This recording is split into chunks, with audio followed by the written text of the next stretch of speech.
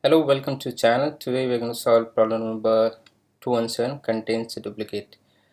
This is an easy category problem, and then we'll see how we can solve this problem. So if I read the problem description, they give an array nums, return the true if a value appears at least twice in array.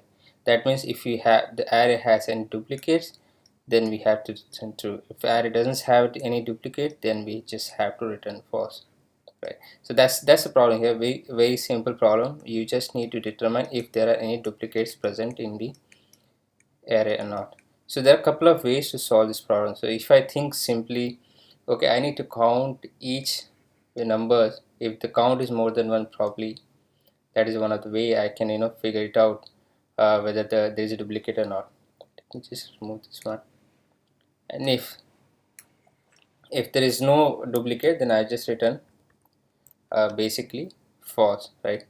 So one way that you can think of, okay, probably if I need to count, so probably if let's say in this case if one are grouped together, then I can say that okay, these consecutive ones are present, so that means there is duplication. For that you have to to sort it. So let's say if I sort it, so it will become like 3, like something like this. And then if you try to traverse this, then you see okay, there are consecutive numbers which are basically same, and then you say there's a duplicate, and then you return the true.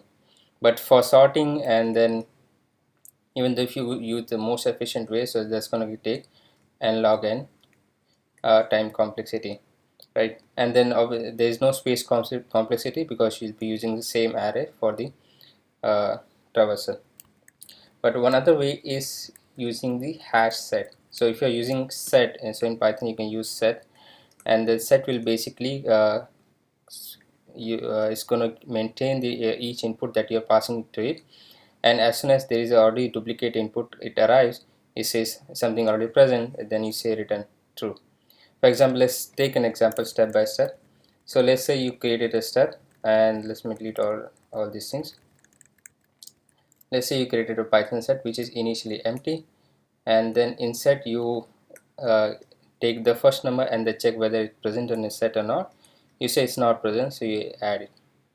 Now next you say whether 2 is present in the set. No, it's not present, so you add it back.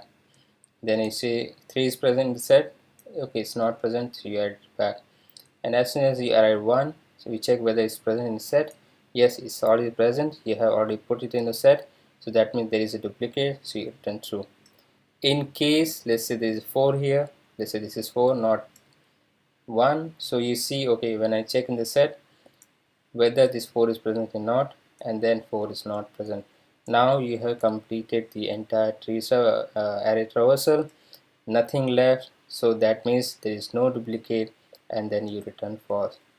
So let's look at code, very simple use case. So if I let me go back to the terminal.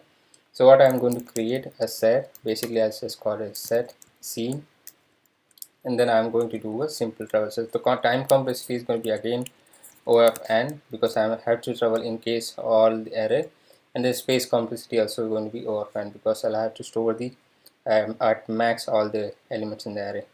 So let's say I travel in the nums, so basically nums of array, then I need to check whether this is present in a set or not.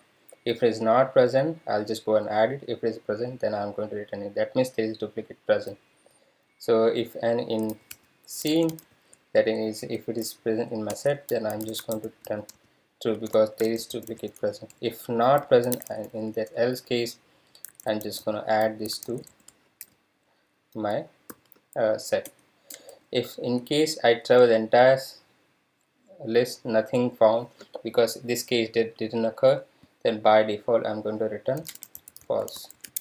So that's all the code. So time complexity is going to be O of n, and then space complexity is also going to be O of n. So let's run this case. It should work. Yes, all test case part, let's submit it. So that's all for the today's video. Hope you liked it. Pretty much efficient here. See you in the next video. Thank you for watching.